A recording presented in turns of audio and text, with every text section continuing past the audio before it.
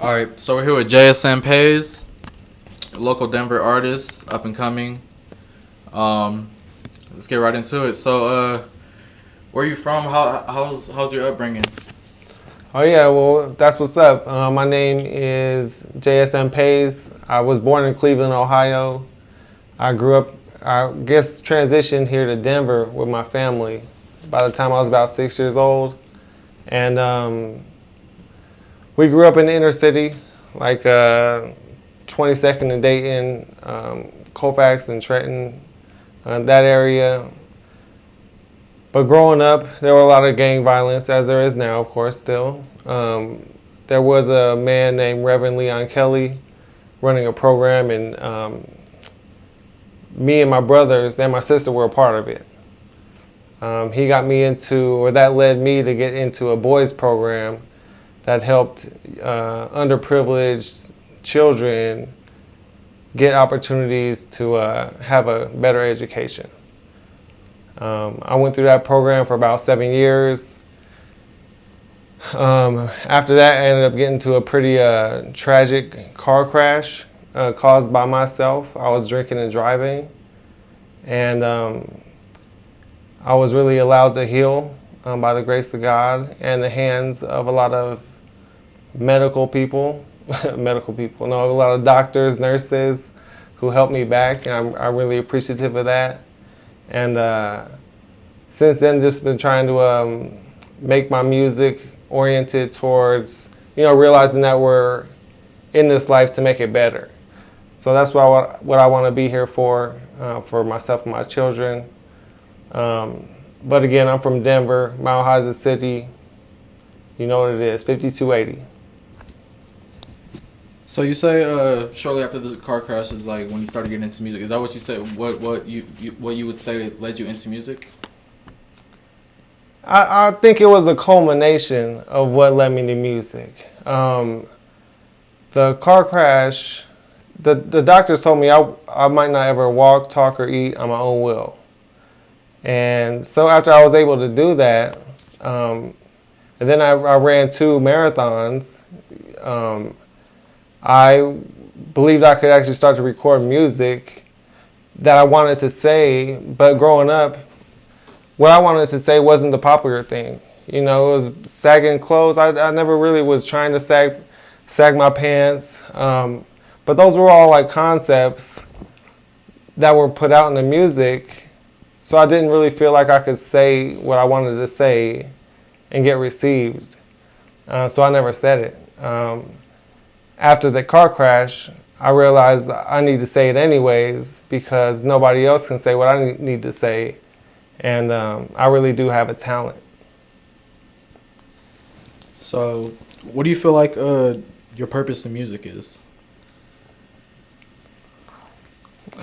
My purpose in music. What are you trying to convey? What I'm trying to convey in music is really to get some questions answered. I mean, it's really talking to the adults out there, saying, why are we still promoting these messages? Why can't I go in my car, turn on the radio, and hear songs about booty shaking or alcohol or drugs or all these other things, but I can't really. It's so hard to find a station that has a positive hip hop song. But there are so many artists out there putting out positive hip hop music or positive rock songs or whatever it may be genre-wise. I'm trying to ask us, why are we still tolerating this? Why is cancer killing all of us still? It says on the label, nicotine is habituous. I forget what that word is. It's basically nicotine will cause harm to you, but yet we're still smoking it. I'm really just trying to get the people who I'm talking to wake up and realize that a lot of us are here trying to make the right difference, and we can come together and make it. So really, you're just trying to raise like awareness through your music. Yeah. Okay. What genre would you say your music is? my genre of music would definitely fall in the hip hop atmosphere. Okay. Personally, I like a lot of other music, but style-wise and genre where I'm gonna come from is definitely hip hop. Okay. Do you feel like you have any influences that have led you towards hip hop?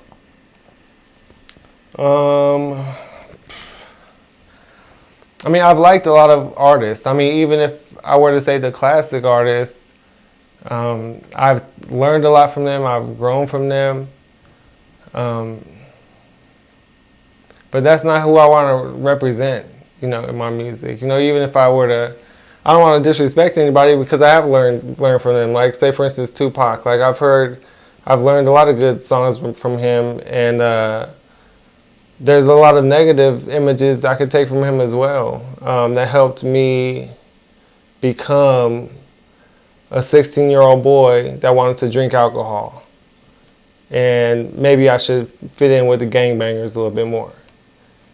So the same songs I rapped and rhymed to were the same songs that misled me and led me down the wrong path. And so I'm definitely wanting to reach out to these young people and hopefully help them skip a step so they don't have to have a near-death experience to realize, what they want to do. But yeah, I definitely have learned a lot from other artists. Do you feel like your personal experiences have more influence than any other music that you've heard?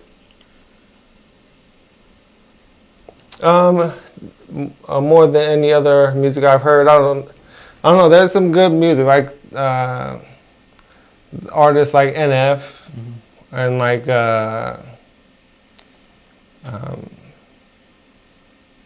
so there's other artists. Do you listen to like Lecrae at all? Lecrae, I can get on it's a kind of a touchy subject too, because Lecrae, he does have a lot of good songs and like Blessings, and he's had a song with Ty Dolla $ign and like real popular music. But again, I heard him on the song where he was saying he was using the N-word and calling himself a nigga or somebody else a nigga at the stage he's at, and blending it in with so-called Christian rap is not something that I'm going to look past. But again, I'm not the one judging him. So I just know that I heard that as an artist, so it's a take I have on it. But there are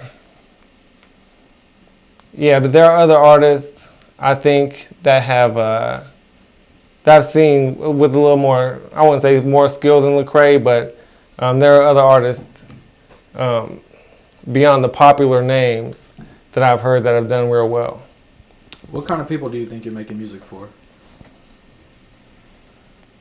I think I'm making music for people that live a good life, and that know that there are positive things around us, but also we need to stop shying away from the real conversations that we need to have in the room. Part of what I do is I work with students all day, so I'm a teacher. That's what I do for a living, and so we have to be able to talk about suicide, face to face. We have to be able to talk about what the influence of these songs are on these children, and so I'm speaking up so that more of us can speak up and just question, what we're putting in front of our children and what we're feeding ourselves ultimately. Do you feel like there's not a lot of artists that are doing what you're doing?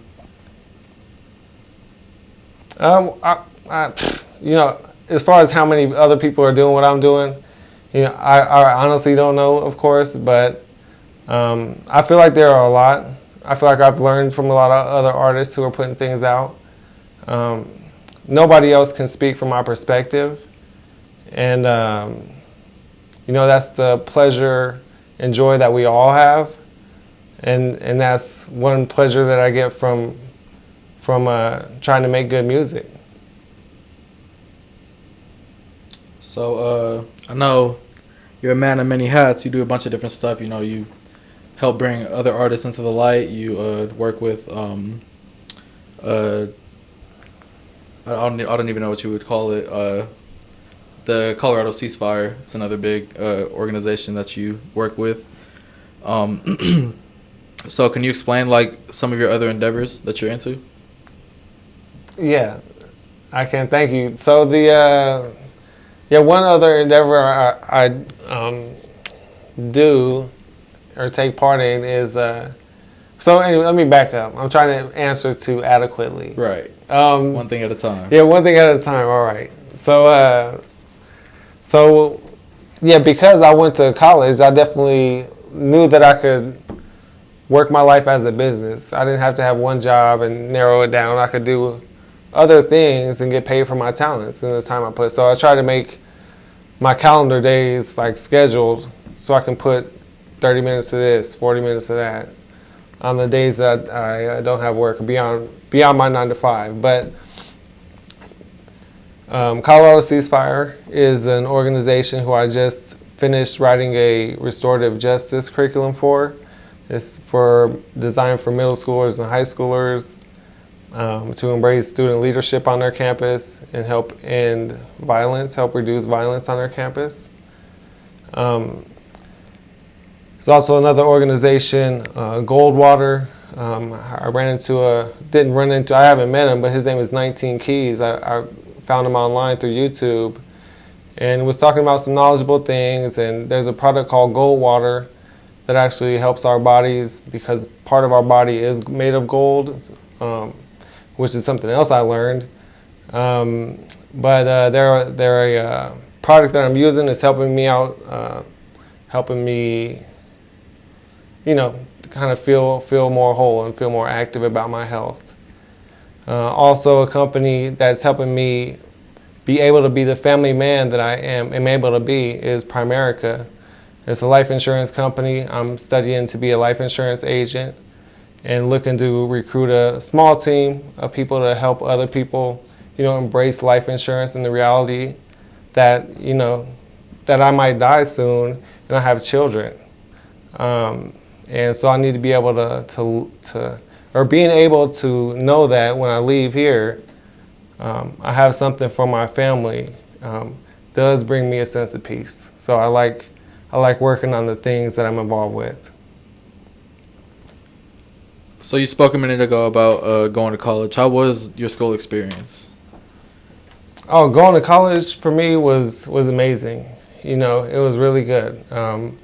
I was in a place where I was living on my own, so I was paying for my own apartment. It was separate from the campus, but I was going to campus. It was on in-person campus. So I met people. I worked a 9-to-5 job while I went to school, paid my bills. Doing all those things, I made a commitment before I went to college that I was going to finish when I started.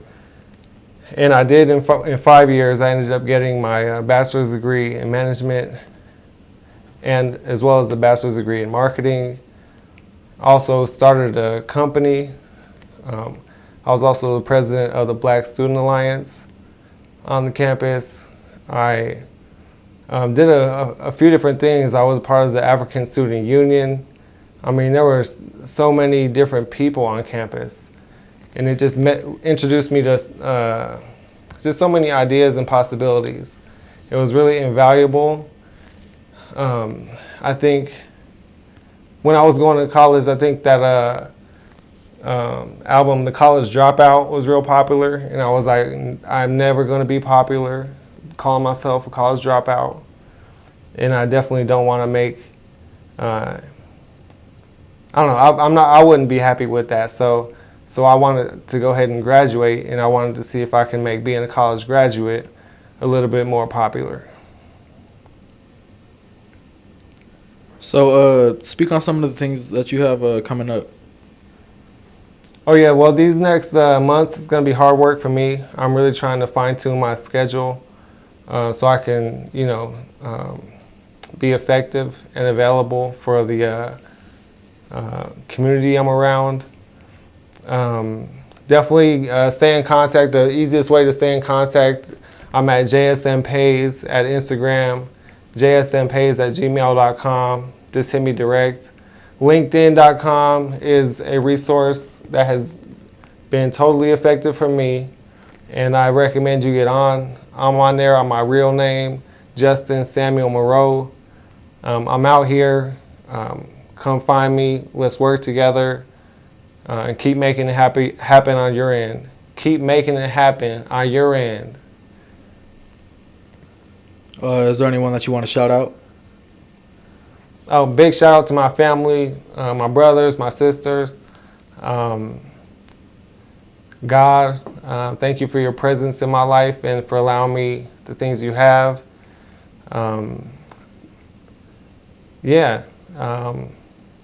See you all soon.